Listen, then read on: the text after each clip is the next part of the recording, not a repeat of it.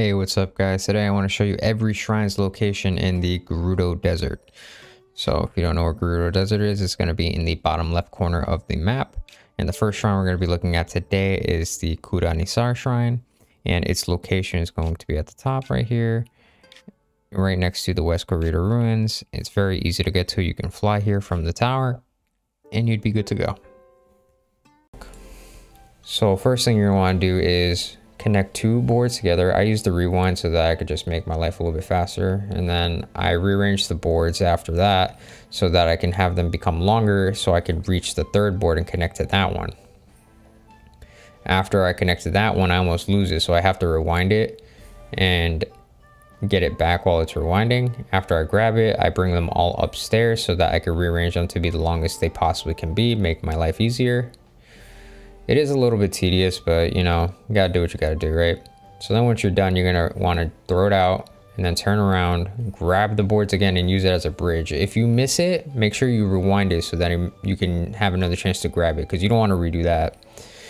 Then you're gonna wanna step on that button and it's gonna shoot a ball across for you, and then you're gonna wanna try and grab a sandbike. After you get a sandbike, you're gonna wanna go to the left side so that you can get a chest. After you knock that chest down, grab it, put it on the platform. I accidentally dropped it, so I had to rewind it. After I rewinded it, I was all good. Then you're gonna wanna put that sand bike onto the sand and then ride it, and then go to the right side, because then you're gonna get a second chest on this side. After you're there, make sure you park your bike correctly, because you don't wanna lose it, so that you can get to the last part easier. Then you're gonna grab the platform, use that as a ramp so you could walk up to get the chest. After you've done that, go back on the sand bike and then go to where the ball is. Try to use the ascend after you're there, and after you're up, you could just take out the two enemies, pick up the ball, start throwing it, and connect it to your sand bike, and then put the sand bike on the sand and ride that all the way to the ramp where you first found the sand bike. You're gonna then want to connect the three boards that are on this platform in order to make a ramp so that you could bring the ball all the way back up. I know my ball's weird in the corner. I accidentally dropped it over there, so I have to go get it later. But we're gonna cut that out so that we can save some time for the video. So after that ramp is built, make sure you bring your ball up that ramp and then launch that ball in the hole and you're good to go.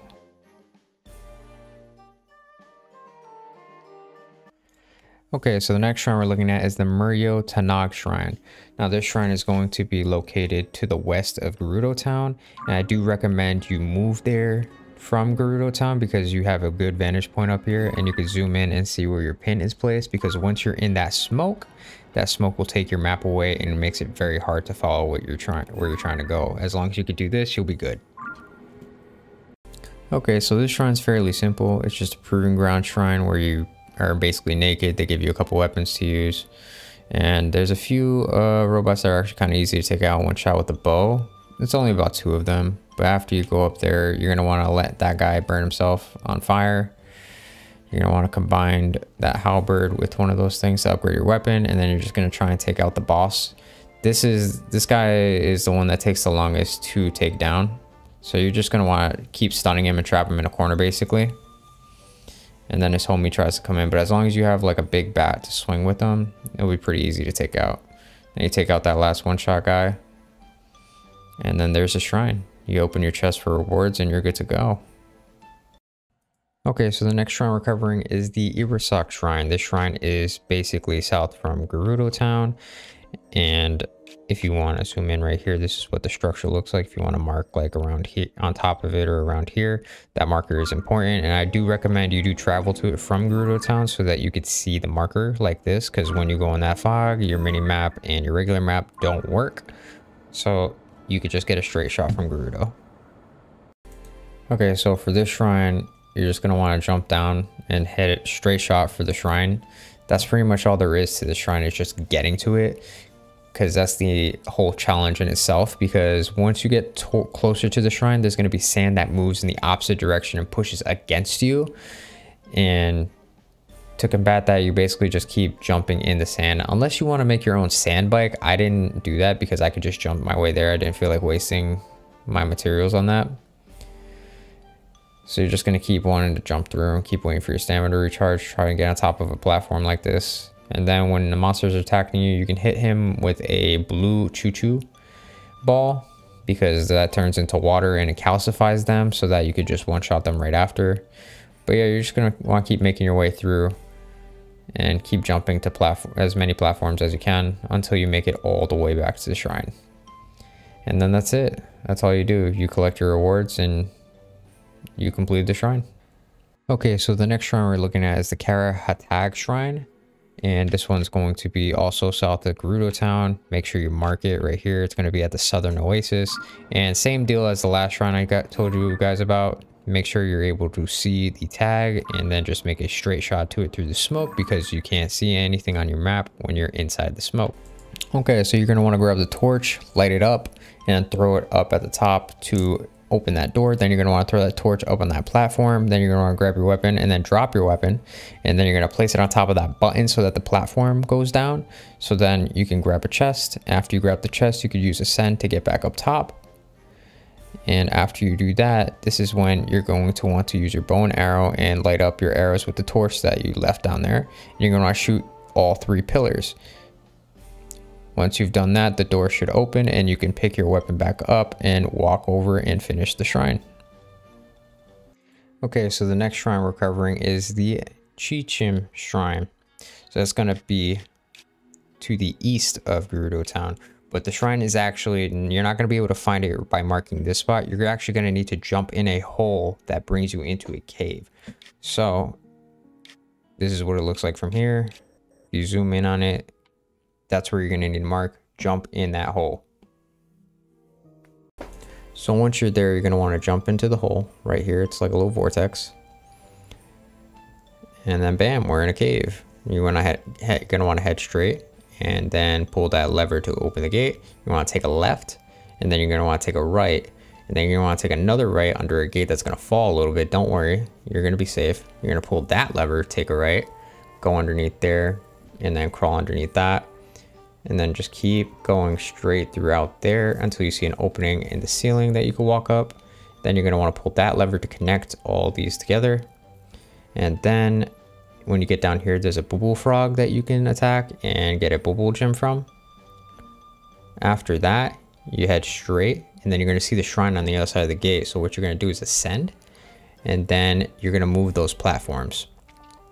After you move those platforms, you can then hit the lever, and bam, you made it to the shrine. Super easy shrine. That's all there is to it. Now you just collect your rewards and you say goodbye.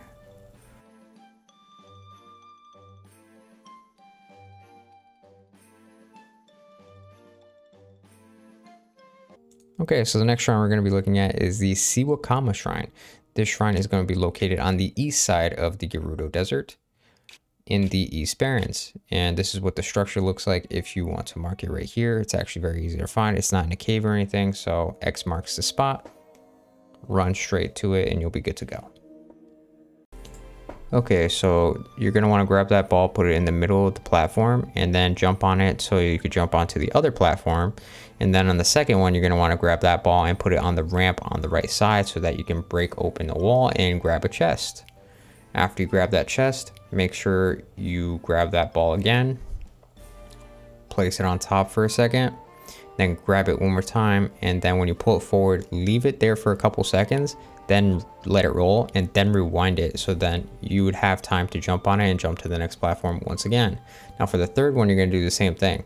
You're going to let it sit there for a couple seconds, let go, rewind it, and as soon as it goes to the spot, you need to jump on it and jump to the other side, and that is the entire shrine. Okay, so the next shrine we're looking at is the Myatat Shrine. This shrine is going to be located in the northeast part of the Gerudo Desert from the Gerudo Town. And if I zoom in right here, it is also next to a pond with a bunch of trees. Very easy to find. Mark that, you'll be good to go. It's not hidden anywhere, so it's very easy. Okay, so once you're in the shrine, you're going to want to run forward, and then you're going to want to use your rewind ability. Once you rewind, jump on the sled, and then you can run across the sand. Then you're going to want to build a sled with the materials I gave you. After you built the sled with the fan, you could jump on it and start the accelerator. And then you're going to want to go to the left side so that you can grab the chest. Once you grab the chest, you're going to want to make another sled.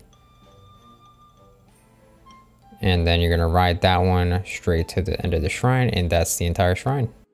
So the final shrine that we're covering in the Gerudo Desert is going to be the Sario Tanag Shrine. This shrine is located in Gerudo Town on top of the palace in Gerudo Town. You're going to want to climb to the top of it so that you can reach the shrine.